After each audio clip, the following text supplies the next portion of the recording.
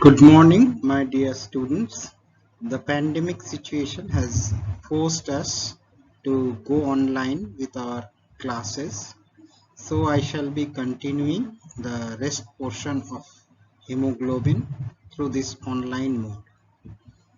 I hope you do remember a few things from the previous class. In the previous class, we discussed hemoglobin and its basic structure.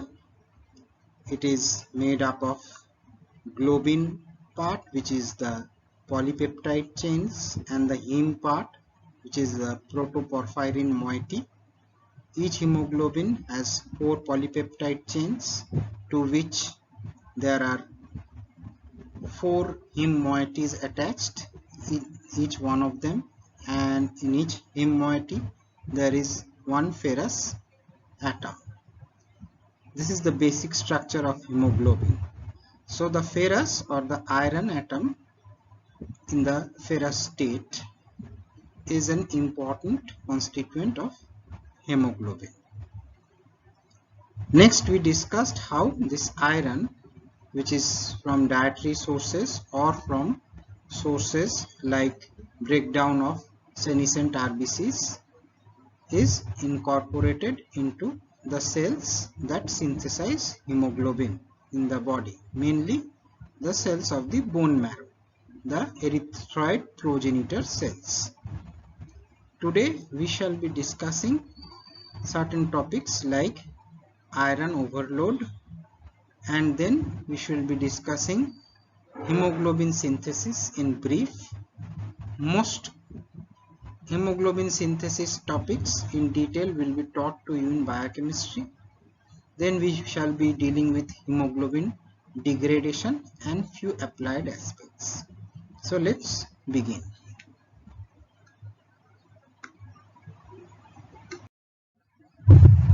The first topic that I am going to discuss today is the topic of iron overload. If you remember from my previous class, I had said that in health, the amount of iron that is absorbed from the diet usually matches the amount of iron that is lost daily through whatever route in both males as well as females. I had mentioned that daily losses of iron is about 0.6 to 1 milligram per day on an average for males and 1 to 1.5 milligram per day for females with normal menstrual periods. Now, what are the avenues of these losses, or how iron is lost daily from our body? The avenues for such losses are primarily 4 in number if we take both the sexes together. The first avenue are the epithelial cell shedding from the skin and the gastrointestinal tracts. The next avenue is the secretion of sweat and few other glandular secretions. Thirdly, exclusively in adult females, the menstrual losses. And fourthly, occasional blood losses from cuts and bruises. So these are the 4 main avenues through which iron is lost daily in an average of 0.6 to 1 milligram per day for males and 1 to 1.5 milligram per day for females. So you can appreciate that all these routes are essentially uncontrolled. You cannot control the amount of epithelial cells that you shed from the skin or the GIT. You cannot control the amount of your sweating. Menstrual losses are uncontrolled, and you cannot control the fact how much you will lose blood from cuts and bruises. Since all these routes are uncontrolled, imbalance between intake and losses can occur if there are genetic defects in iron absorption or storage and utilization, as well as in patients who require repeated blood transfusions due to some blood diseases.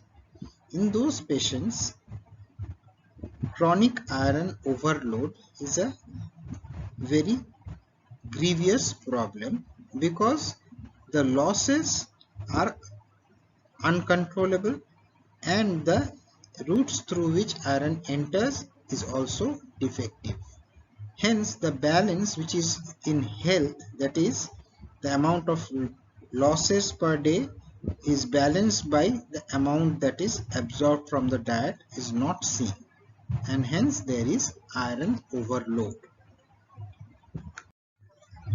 In conditions where there is iron overload, the excess iron is stored within the cells not as ferritin that is seen in health, but as a complex known as hemosiderin, which is a poorly differentiated complex of ferric iron, denatured ferritin, and few other cellular proteins. Actually, excess iron itself is very toxic to the cells, and the ferritin, whose role was to capture the iron and keep it in the stored form, in the ferric form within the cells, gets saturated once excess iron is available, and this excess iron itself causes denaturation of the ferritin, which then cannot properly hold the iron which is coming in excess amount, and ultimately the complex that is formed is different from ferritin and is known as hemosiderin. The difference mainly is that iron which is deposited as hemosiderin inside the cell, in contrast to ferritin, is very poorly able to supply iron when needed. Or in other words, ferritin can store iron in health and release it when needed by the body. Hemosiderin, though it is also a storage form of iron, the iron which is stored in it cannot be released. Hence, it is basically a accumulation of waste product inside the cell. Now, if lot of waste products get accumulated inside the cell, they will cause disturbance in cellular function. Hemochromatosis is a broad term, which is the condition in which iron storage in the form of hemosiderin causes tissue damage.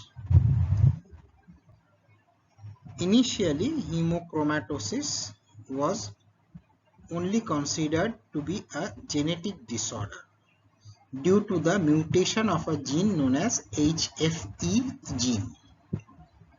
Symptoms were varied. Mostly, the iron overload causes a hemosiderin accumulation in the hepatocytes, in the cardiac cells, and glandular cells. So in the liver there was cirrhosis, in the heart there was heart failure and conduction defects, and in certain endocrine glands, endocrine disturbances, and the most common of them was the presentation with diabetes due to damage to the beta cells of the pancreatic islets. Also, the excess hemosiderin deposited in the epithelial cells of the skin gave the individual a bronzed sort of color to the skin. So the sufferers of hemochromatosis suffered from diabetes and had a bronzed appearance of their skin. So historically, hemochromatosis is also known as bronze diabetes. However, the concepts have changed nowadays. Nowadays, hemochromatosis refers to any condition where there is iron overload and hemosiderin deposition in the cell, leading to tissue damage. That could be due to genetic defect of iron absorption or storage, or due to excess iron that is taken in due to transfusions for certain hematological diseases, whether it could be a thalassemia patient or it could be a blood cancer patient, whatever may be the cause. In those patients also, due to repeated transfusions, iron gets overloaded and is deposited in different parts of the body in the form of hemosiderin, and that can also be classified as hemochromatosis. But strictly speaking, hemochromatosis refers to the genetic disorders of HFE gene and few other related genes. Another condition that is there, you will find in your textbooks, is hemosiderosis. It is different from hemochromatosis. Hemosiderosis is the focal deposition of hemosiderin within the cells of the reticuloendothelial system in conditions where there is excess RBC breakdown, which could be transient also. Say there is an episode of intravascular hemolysis where the RBCs were broken down, and also there could be an episode of some RBC toxicity by certain drugs in which RBCs were broken down. During that phase, lot of iron came out due to the breakdown of the RBCs, and the RE cells, that is the reticuloendothelial cells, picked them up, and since there was an overload, the ferritins inside those cells got converted to hemosiderin and could be seen under pathological conditions. But this hemosiderin do not get distributed in a generalized manner, and hence usually do not cause much tissue damage other than deposition in the macrophages. That condition where there is hemosiderin deposition limited to the macrophage or reticuloendothelial cells is known as hemosiderosis, while the condition where the deposition is more generalized and there is tissue damage due to hemosiderin, that condition is known as hemochromatosis. Next, we shift our focus back to hemoglobin, and the topic that I shall be discussing in very brief is the synthesis of hemoglobin. The key feature in the synthesis of hemoglobin that is important in physiology is that heme and globin synthesis should always occur in a coordinated fashion in health. Or in other words, in health, the amount of heme produced by a cell should match the amount of globin the cell produces. Hemoglobin synthesis predominantly occurs within the erythroid precursors of the bone marrow. Inside the cell, the synthesis of heme and synthesis of globin should match each other. One should not exceed the other, because if there is accumulation of either unused heme or unused globin, both are toxic to the cell itself, and the cell will die because of their accumulation. So the key word in synthesis of hemoglobin is it is a coordinated production of heme and globin. Globin synthesis is basically synthesis of protein or protein synthesis that you have already learned in your +2 days, while you have learned how protein synthesis occurs from genes. That I am not going to deal with in this discourse. Heme synthesis, it is also mainly a part of your biochemistry syllabus, though I will give you a short recourse of heme synthesis. So heme synthesis, where does it start or how does it start? As you can appreciate, the heme compound is a very complex compound. It has 4 tetrapyrrole rings, and its synthesis is a complex series of steps that occurs both inside the mitochondria as well as the cytosol of erythroid precursor cells. The first step occurs inside the mitochondria, and it involves the condensation of a succinyl coenzyme A molecule with one amino acid, that is glycine, and the enzyme that performs this condensation reaction is known as allosynthetase. This allosynthetase is one of the most important enzymes in heme synthesis, and its regulation helps, or rather I should say regulates, the synthesis of heme in the body. And what is the product that is formed by the condensation of succinyl CoA and glycine? It is known as 5-amino levulinic acid, and sometimes it is also pronounced as 5-amino levulic acid or ALA. After this ALA is formed, this ALA is transported out from the mitochondria into the cytosol. In the cytosol, a series of steps occurs, and ultimately the molecule that is formed is known as coproporphyrinogen 3. So from ALA it goes to the molecule coproporphyrinogen 3, and all this occurs inside the cytosol of the cells that is producing the heme, that is the precursor erythroid series cells. The coproporphyrinogen 3, after its formation in the cytosol, returns back to the mitochondria. That is, the ALA came out from the mitochondria, became coproporphyrinogen 3, and ultimately again the compound goes inside the mitochondria, and the final product, that is protoporphyrin 9, is formed inside the mitochondria by another few steps. Ultimately, the ferrous atom, it is added to the protoporphyrin 9 molecule by the enzyme ferrochelatase, and the final product, that is heme, is formed. So ultimately heme is formed inside the mitochondria of the erythroid precursor cells. Thereafter it has to move out into the cytosol and then associate with the globin proteins inside the endoplasmic reticulum, and then will be getting the final hemoglobin molecule.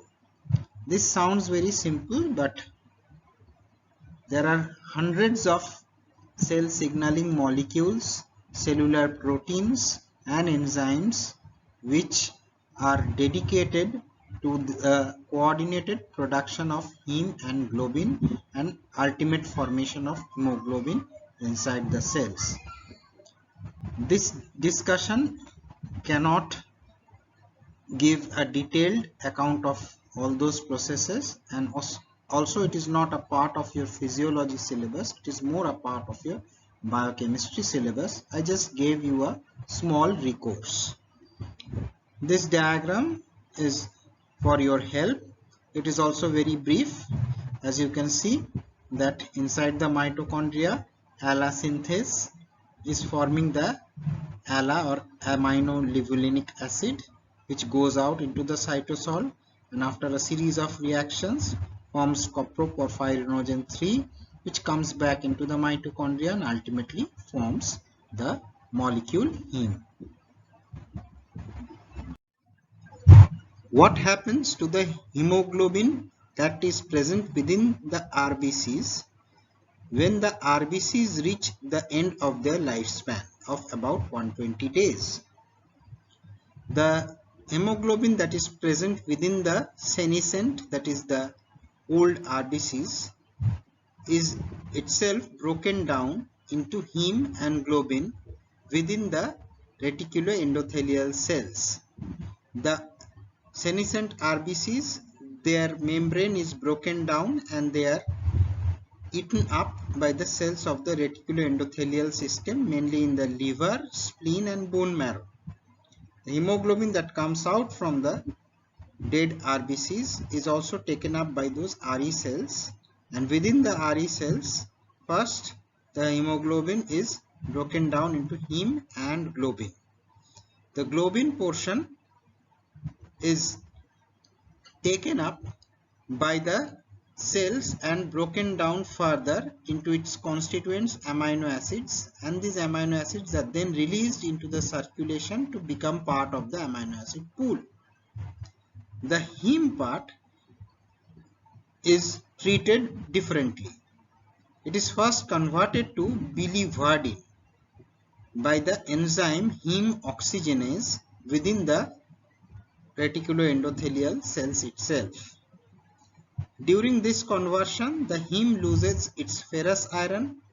The ferrous iron is taken up by the apoferritin present within the RE cells, converted to ferric iron and stored as ferritin in health.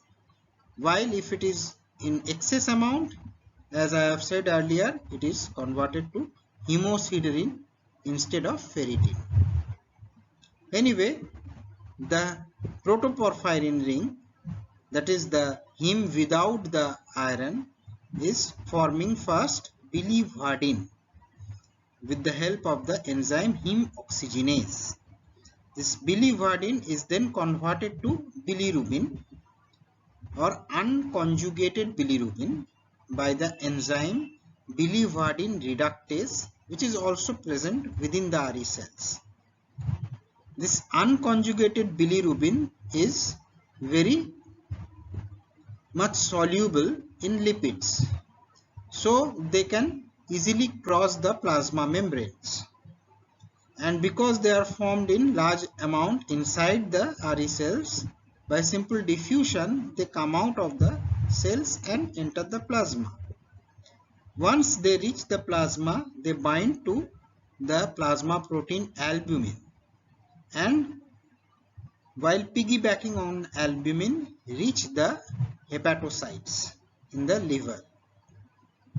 In the liver, the unconjugated bilirubin is taken up by the hepatocytes, the albumin is made free, and the bilirubin which enters inside the hepatocytes is conjugated to glucuronic acid.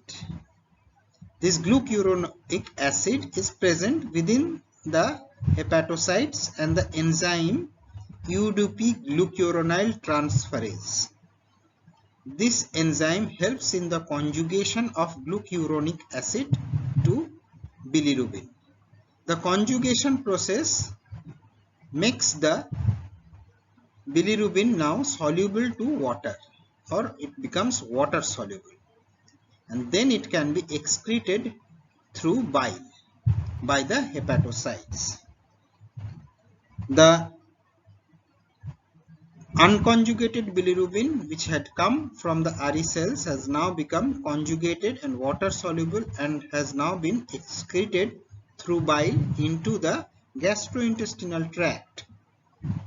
Inside the gastrointestinal tract, the conjugated bilirubin is converted to urobilinogen by the intestinal bacteria. Now, 80% of this urobilinogen is excreted via feces, and in the feces, on coming in contact with oxygen, it becomes tarcobilinogen, which gives a yellow color to the feces, and if it is exposed for too long, it becomes tarcobilin, which becomes dark brown. That is why stool exposed for long hours becomes dark brown in color. Rest 20%, which is not excreted to the feces, is actually absorbed back into the circulation by a process known as enterohepatic circulation. That is a circulation existing between the gut and the liver. That is, the conjugated bilirubin which was excreted by the liver has been converted to urobilinogen in the gut and then gone back to the liver itself. And then again it is secreted back into the bile and comes back again into the gastrointestinal tract. So it is a sort of a circle or enterohepatic circulation. Some part of it leaks out of the enterohepatic circulation and goes to the general circulation, from where it is excreted in the urine as urobilin. So this is the fate of hemoglobin in a gist. More detailed discussion will again be done when you shall be studying the physiology of liver and gallbladder. This diagram very schematically represents what I was just talking about. As you can see that the aged and damaged red blood cells are engulfed by the macrophages of the liver, spleen and bone marrow. Hemoglobin is broken down into heme and globin. The globin is ultimately broken down into its constituents amino acids and goes into the circulation and forms part of the amino acid pool.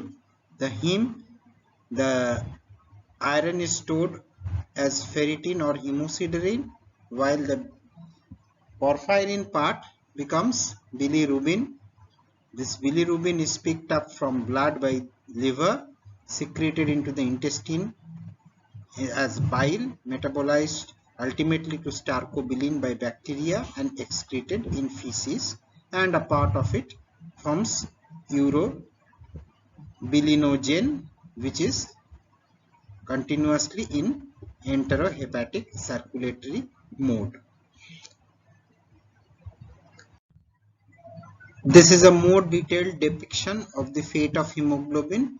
As you can see in this diagram, the different enzymes involved are also mentioned. Overall, the same thing has been written.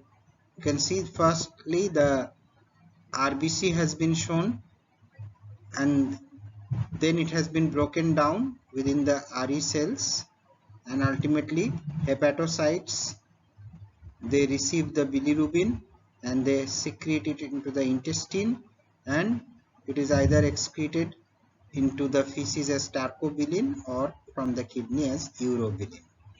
So this is in brief the fate of hemoglobin. Next I am going to discuss a few applied aspects of hemoglobin.